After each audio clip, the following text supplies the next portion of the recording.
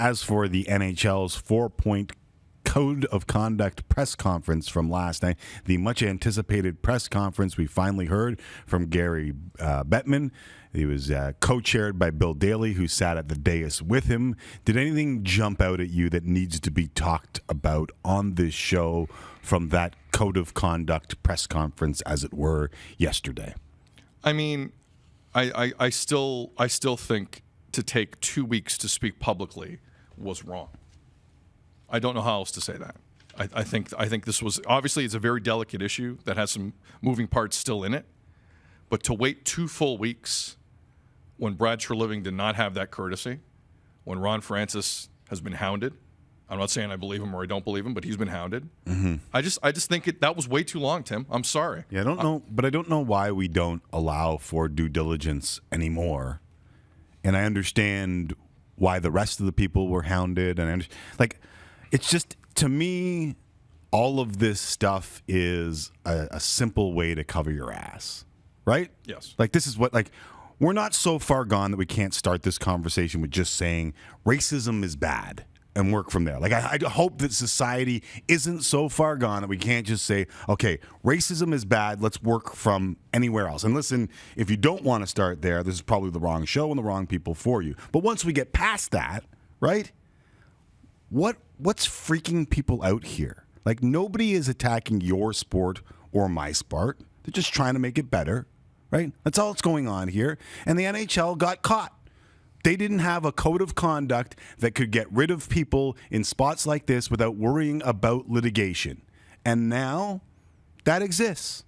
That's all that's happened here. Like, don't be distracted by people who talk with their fake voices and get together and have these serious conversations and discussions and over-dramatize, and I'm here to simplify, and I understand that, but here's what happened. The NHL got caught without a plan to make sure that racists and real a-holes, not just coaches who yell, like real big a-holes, can't be taken out of their game, right? Really bad people don't exist in their game. They didn't have anything in place where they could just get rid of those people.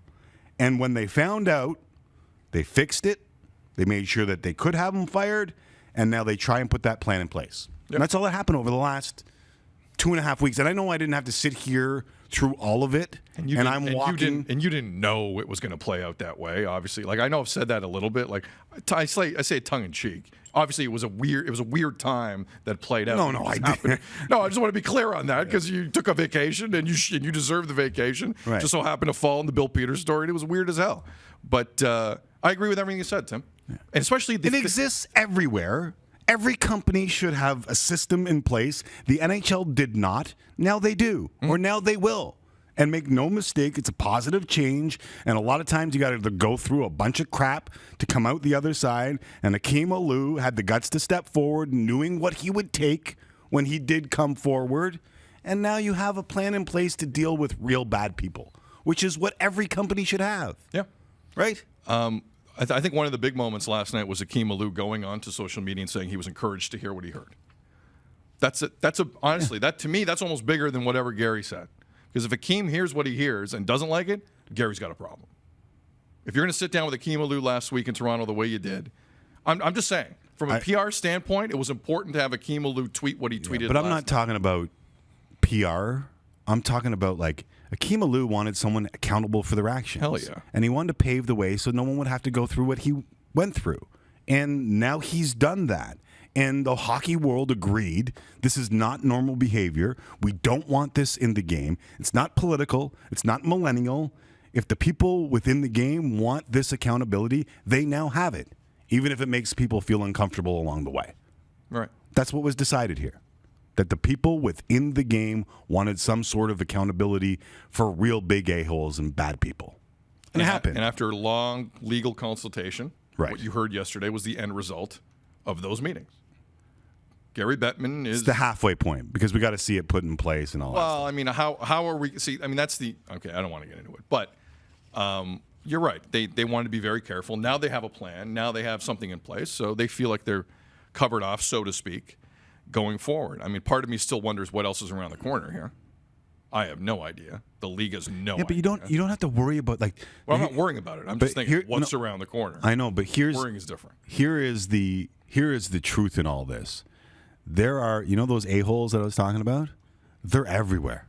Like every head coach in professional sports, basically, almost. Well, I mean, listen, like that. Everyone kind of knew that there were a lot of them in that profession. The Babcock thing was the worst kept secret in this city and in sports. We talked about it when he got fired. Like, give me a break that this was some kind of shock the guy was an a-hole. Like, give me a real break. You want to talk about the somber voices and this and that. I was embarrassed at some of what I heard when that came out. Embarrassed.